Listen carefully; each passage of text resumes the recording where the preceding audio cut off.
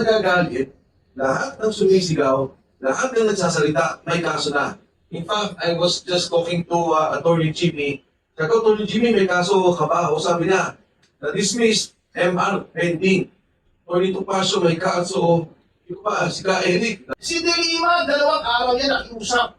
I was there. Kasi kami ng BACC nag-fight nung Billy with drug case.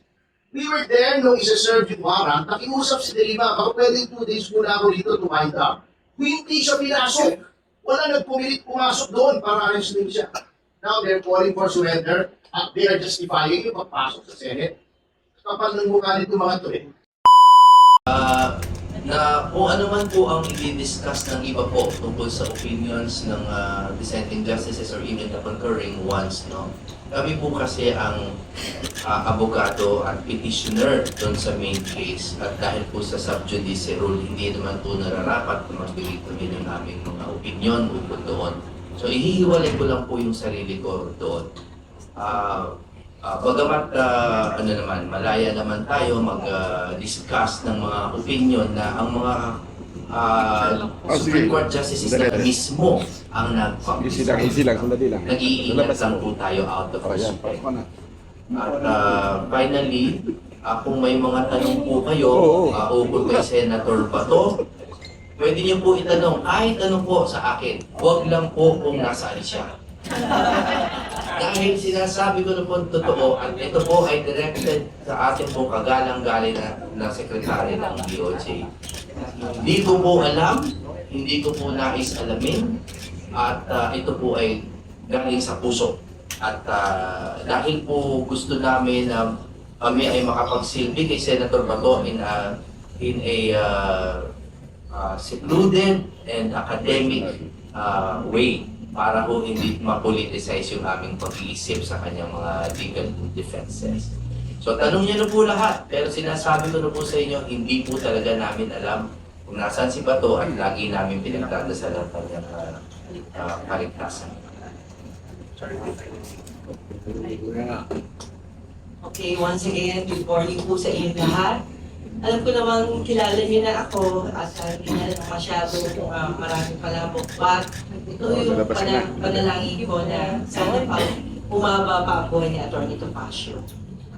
Siya lang po ang nagbigay sa akin na kahit papaano I pray. Bagamat ako'y galing po ng Radyo ng Bayan, Radyo Pilipinas, I've been in so many stations, no?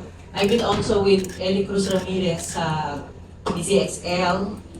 Sa GMA naman, talent naman ako. So, ABS-CBN, talent din ako. So, what I mean is, marami tayong mga experiences sa mga kagaya ko ninyong mga kapatid natin sa media. But ako na ko lang pinasasalamatan yung oras na binibigay ko ninyo sa amin. Napakahalaga po ang inyong presensya. Alam po namin, hindi kayo nababayaran. Hindi po kayo gaya ng iba na nagdidiman. Kayo, may magbibigay sa walang ibigay, pareho lang kayo. Yun ang tingin ko kasi I've been with you guys, alam niyo yan, di ba? Kahit ang tarla, kung magkakasina, magkakasama po tayo. Kaya thankful ako na sana din mabuhay kayo hanggat gusto niya. Hinihintay natin si former Secretary Mike Defensor speaking on behalf of the Partido Demokratiko Pilipino.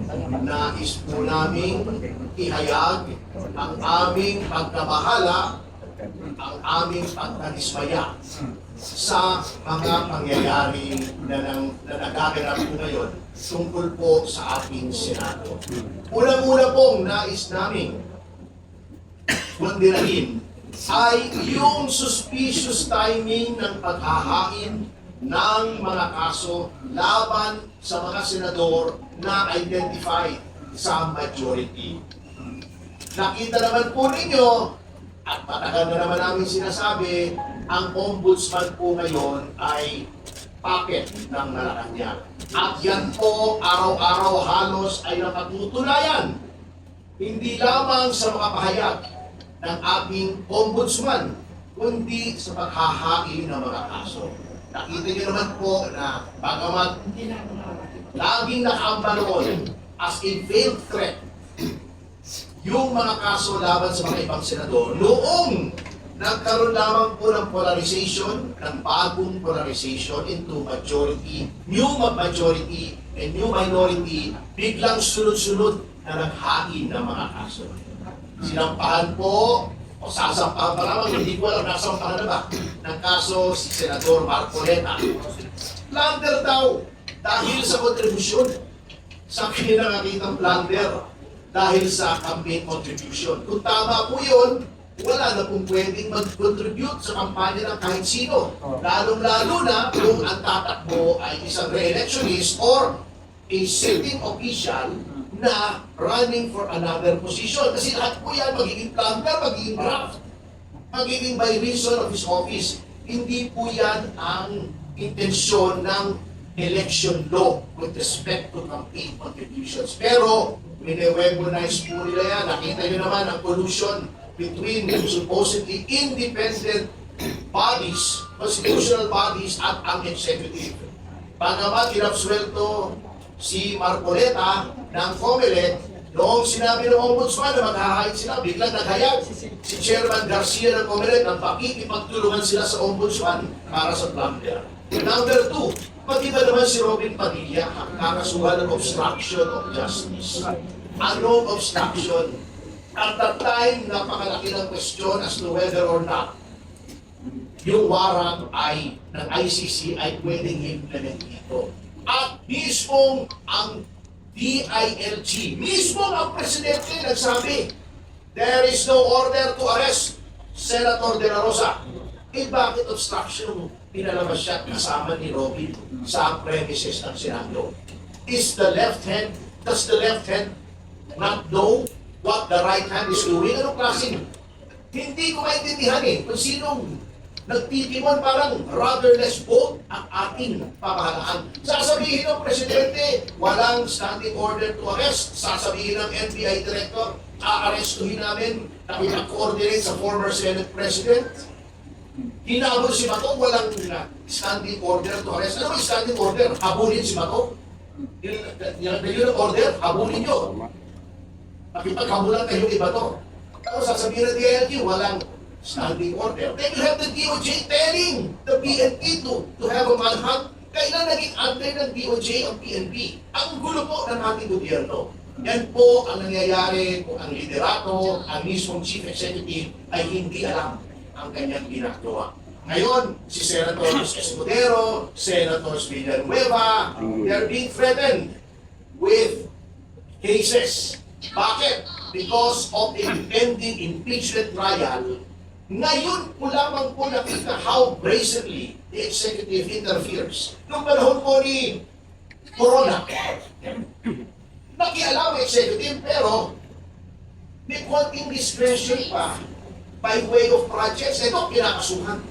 Number 2, we denounce in the strongest possible terms in the known universe yung threat ni Senator Lacson na perpetual ba? Ano ba yung term na forever walk out.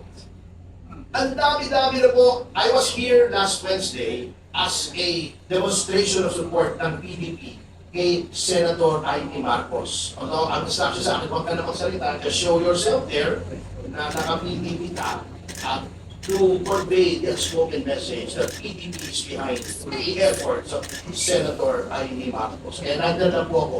When asked to speak by Senator Amy, I respectfully declined. Kasi meron na nga tayong press con. Pero we support Senator Marcos. And we support the majority. And we denounce the majority for their obstructionist acts of throwing a monkey wrench into the legislative process. Ibig yung sabihin, pagka ang minority ay hindi nila makuha ang kanilang gusto, sisirain nila, wawasakin nila yung legislative process by depriving the Senate of a quorum. Hindi ba sila hinalal ng milyon-milyon para maging kinatawan? How can you represent the people if you're walking out?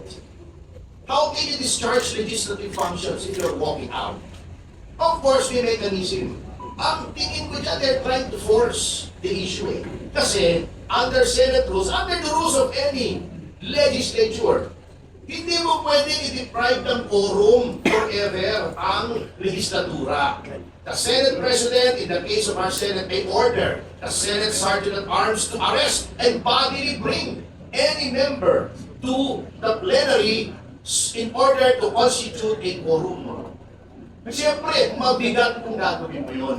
They're trying to provoke. Tapos sasabihin pa, eto nakakatawa eh. This goes against the grain of everything that we have been taught in constitutional law.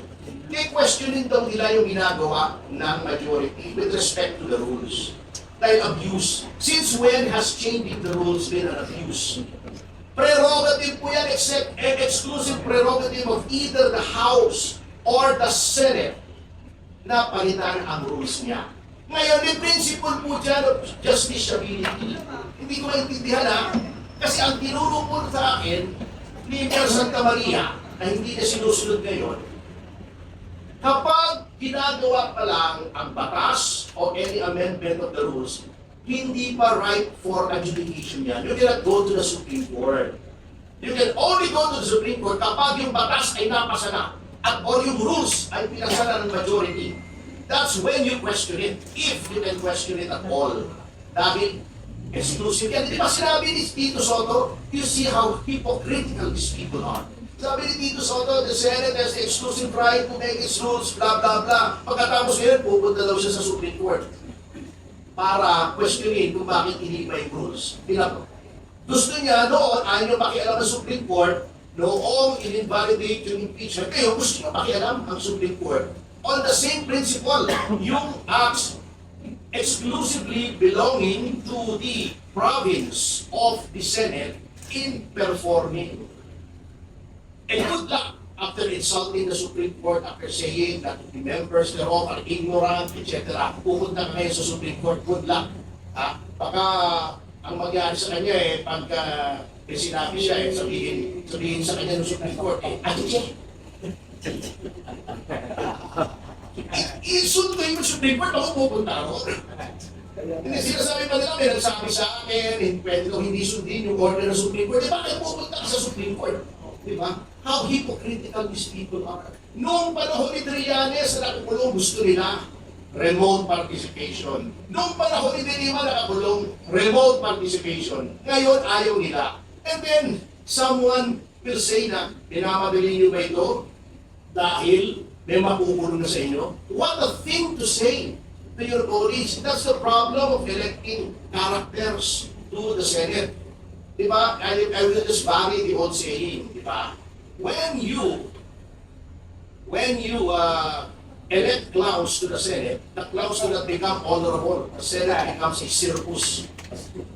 Matindi po yung sinabi nyo. If there's anything that is unparliamentary, hindi yung ginawa ni Senator Aimee, because that forms part of the prerogative of any senator to rise to the question of privilege. Hindi kasi marunong yung ibang mga senador natin. Kung mababasa nila yung mga ibang privilege speeches before martial law, ni na Jokno, ni na Ninoy, ni na mas matitindi pa sa ginawa. Those of you do not remember, matanda na po kasi ako, ang pinakamatanda nito. Kasi before the advent of the internet, of social media, lahat po ng privilege speeches ng mga senador, pinapublish nila. Then meron nung tinatawag na franking privilege. Libre po, pag nag-mail sa inyo ang mga senador na kahit ano, libre, hindi kailangan ng post office, stamp. Ginagamit mo yun mga senador, daan-daang libo minimail nila kung sino-sino, lalo rin mga local government officials. My father was a board member, he was a councilor. Lagi siya nakakatanggap ng copy ng mga privilege speeches, pinababasa niya sa akin. Bakit hindi?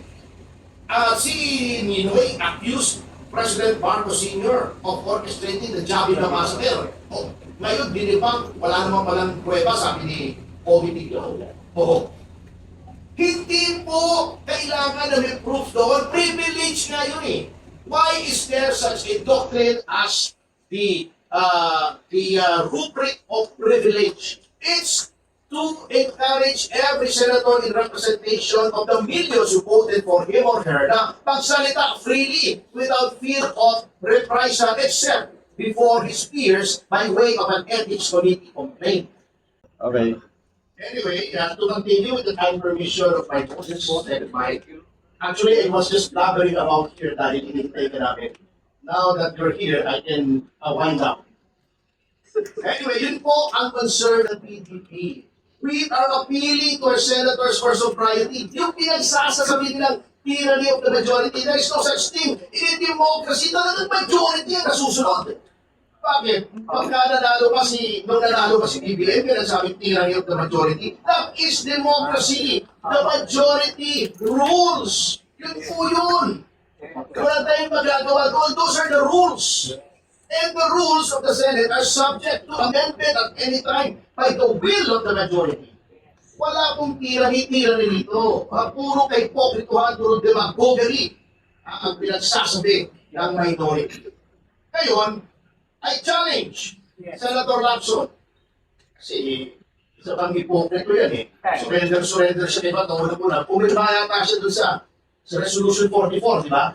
Si Ping. O, pagkatapos surrender, hindi naman siya surrender noon. Nagtago siya. O, yung all those calling for the surrender of Senator Pato are hypocrites. Because yung sila Teddy Casino, sila Lisa Masa, noong 2006, ewan ko kung buhay na hindi pa sa inyo rito, nagtaguyan ilang linggo sa loob ng House of Representatives pa. Tingnan niyo yung mga news reports. Pinagmalaki pa ni Lisa Masa, doon na daw siya naglalaban ng panty sa loob ng House of Representatives sa Lababo to evade arrest. Si Delianes, ganun din. Si De Lima, 2 araw yan nakiusap. I was there. Kasi kami ng BACC nag-file nung billing with drug case.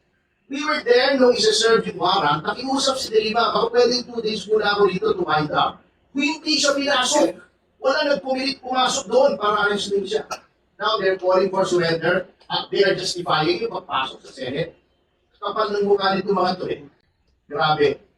Si Lacson nga ang nag-coin ng word fugitive from injustice. Swerte lang yan si Lacson, sinuportahan niya si Noynoy, tumawid ang administrasyon.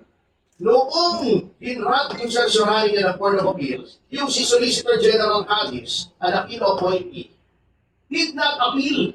Can you imagine the crime of the decade, hindi mo i-appeal yung pagkatalo ng gobyerno? Solicitor General Callis. Yung mga annulment cases nga na ordinary na-appeal automatically ng OSD, siya hindi na-appeal. Yung Casero Corbito double murder, may 2 taong napatay. On the technicality, na-grant yung lifting ng warrant ng principal accused, hindi mo i-appeal. Yan ang tirada. Yan, swerte si Ping. Swerte lang talaga si Ping. But one day his luck will run out. Anyway, I challenge him, sige, pakita niyo yung tunay na mukha niyo sa sambayan ng Pilipino. Forever mag-walk out kayo. Sige, pakita nyo, show your true colors. Kaya naman kayo, kung kayo pag kayo majority, okay lang. Pag kayo minority, hindi okay. And to end this tirade, I wish to announce that after this, I am proceeding to the Supreme Court to file a case for indirect contempt against Representative Sara Ilato, na isa pang hipokrito. Gustong-gusto niya, ayaw niya na siya ay binabangitos. Pero, gusto niya, ikalang daw siya, etc. Although wala namang misogynistic sa sinasabi ko, I was mocking her, I was making a point as part of a political debate. Napaka-sensitive mo. Pero, pagdating sa rules ng korte, ay babastusin mo yung rules. Sinasabi na sa rules of court na confidential in disbarment, i-reveal mo. Bastos ka. Ayaw mo bastusin, pero bastos ka. At yung mga bayan, black, bastusin pa yan. Dapat na i-change yung last letter yan eh. Kabayan. Hindi, letter G. So, anyway. Anyway, ganyan po, we will not stand for such hypocrisy. We will not stand for a violation of our rights. Ang gusto niya mga yan, sila, red tagging po hipokrito eh. Sila, gagalit sila pag nire-rent tag sila, pero ang lakas sila ng loob at sabi, pasista, magnanakaw, si ganito, si ganon, Pag matindi ang hypocrisy, we will teach them a lesson.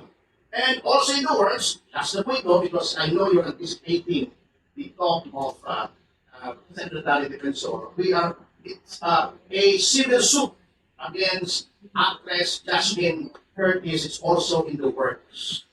Kasi alam nyo, yung mga yung snowflakes, liberal vote cards, ang hilig-hilig kumalat, babalatan si Pangulong Duterte, Pagka sasabihin nakakatili si Suntay, pag sila ang kino-call out, nagagalit sila, nagdedemanda sila. Let's give them a dose of their own medicine. Hindi pwede yan.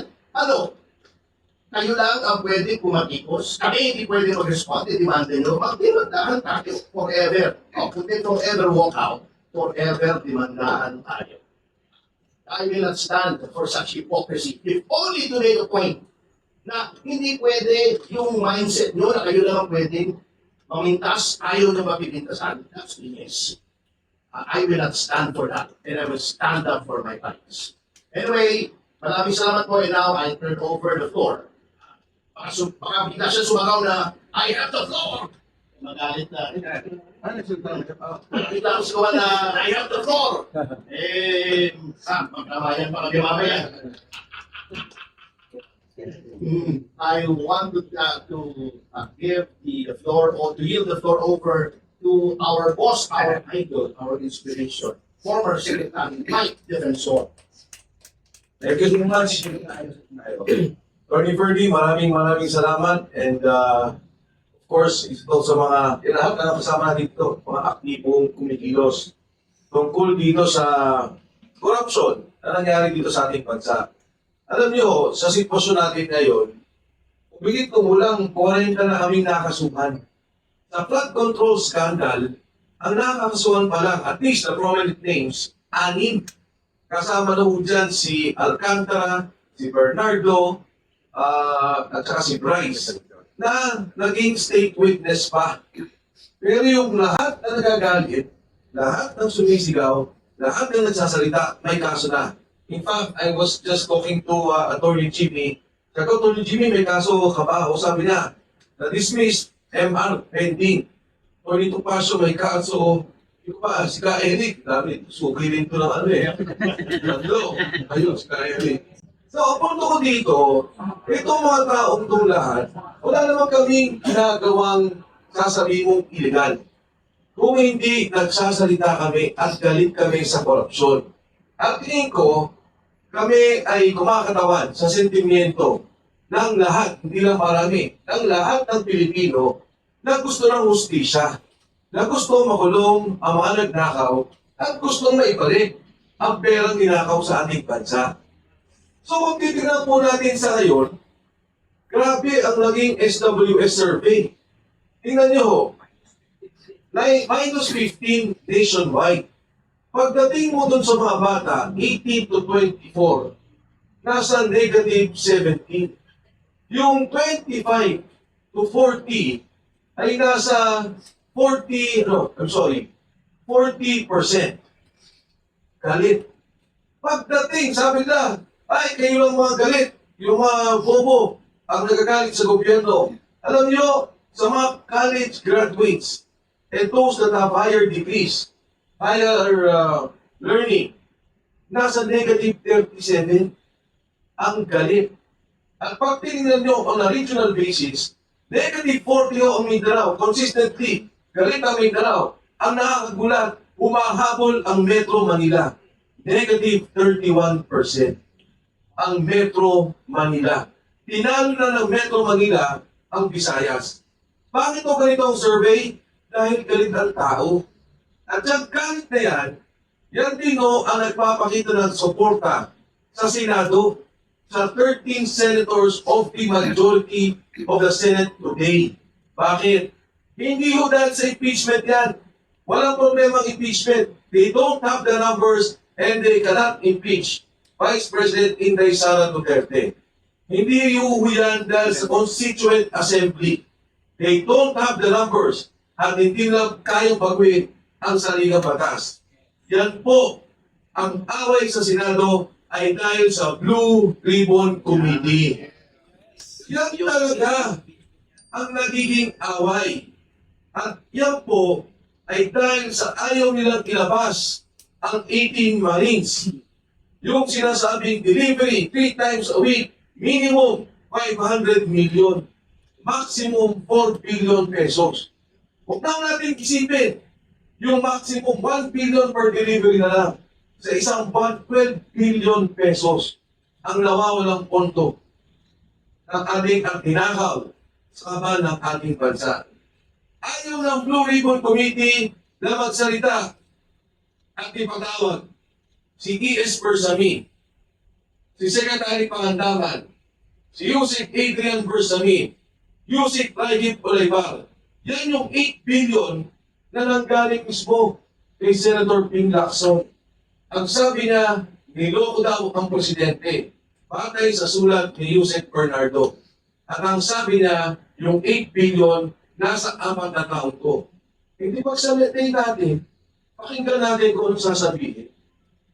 Ayaw po nilang mapatawag si Mark Texay at si Paul Estrada, dalawang assistant ni Saldico, na may ledger. Maganda po yung ledger na yun. Hindi lamang kung saan binigay, kundi kung saan nanggaling ang pondo. Ang sabi nga sa akin ni Saldico, during one of our conversations, nung nag-usap pa kami, Atty. Ferdy, ang sabi niya, alam mo, sabi niya, Idol, mas malaki pa nga doon sa mga road, yung safety road projects, ang bigayan. Yung netting, sabi niya, ang laki ng bigayan dyan. Ayaw nilang ipatawag si Manny Boloan na dapat magsalita dahil sinabi siya yung umawak ng 30 billion na nag-ayos doon sa 100 billion na pondo na ibinigay ni Saldico. Ayaw po nilang marinig si Saldico. Pag si Saldico, pinayagan ng Blue Ribbon na magsalita under Zoom, magiging opisyal lahat ng sasabihin niya tungkol sa pondo. At higit sa lahat, ayaw po nilang ipatawag si Speaker Martin Romualdez. Ngayong araw lang naglabas ng statement yung kanyang abogado, si Atty. Atienza. Ang sinasabi, wala daw silang relasyon sa budget. He is the Speaker of the House. There is no direct function governing the budget in terms of approval and execution. E di pakinggan po natin, pagsalitain natin, eh di ba ang sabi ni Saldico, yung tamarid na bahay niya, amoy pera na. Dahil yung ilalim nun, ay puro pera. Anong sabi ni Speaker Martin Romualdez? Pag ako pinilit nyo, magsasalita ako. Hindi ba yung pala ko admission na may alam siya? Eh yung nga kung sila i-express sa Secretary Pangandaman, na magsalita sa Saldico, biglang nag-resign. Yan ang ayaw nila sa Senado. Ang Blue Ribbon Committee hearing. Ngayon o, bakit natin tinutulungan ang majority group na sinasabi lang gusto natin ng virtual voting? Eh kasi naman kakasuhan nila. Sino-sino gusto nilang kasuhan? Jingo Estrada, Cheese Escudero, Joel Villanueva. Oh, may dalawang kaso pa kila Villar, kaya ito yung tatlong pending for plunder. May dalawang kaso sa ICC, Senator De La Rosa and Senator Pongo. Kasi pagka pumayag sa virtual voting, hindi nila makukuha ang liderato. At matutuloy ang Blue Ribbon Committee hearing. Kahit na ma-aresto yung 5 yan, hindi nila ma-impeach si Vice President Inday Sara Duterte because they still need 16 votes. So no connection.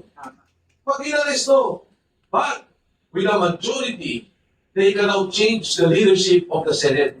At kukunin ulit nila ang Blue Ribbon Committee hearing. At pagkatahimikin ulit nila, hindi malalaman ng taong bayan ang katotohanan sa pagnanakaw sa ating bansa. Ngayon, kami ngayon ni Senator Marcoleta biglang nagkakaso. Plunder, non-bailable. Pag hinuli ko kami, ang bilis.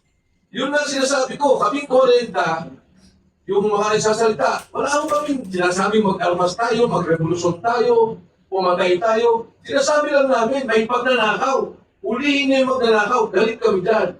Ang bilis ng kaso namin. Si Senator Marcoleta, may plunder. Nagkataon na dami ako. Alam niyo, yun yung campaign donation na dinismiss na ng COMELEC.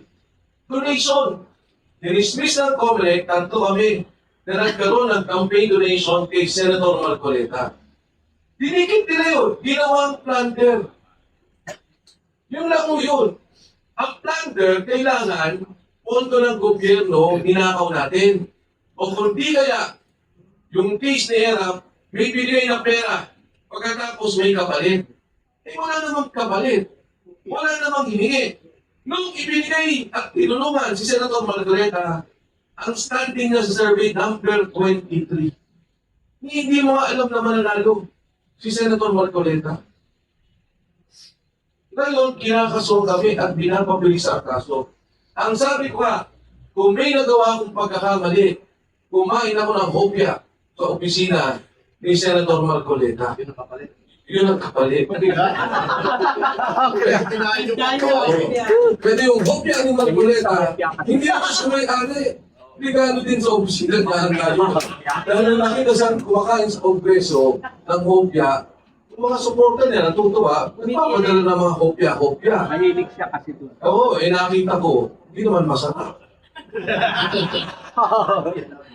I like it. Sabi ko nung tinanong ako, sabi niya, wala ko ba kayong hiningin pabor ngayon na senador na si Marcoleta? Sabi ko ho, kahit na nagkakape kami o kumain kami sa labas, hindi bumubunot si Senator Marcoleta. Ako pa rin na nagbabayad ng sabi natin.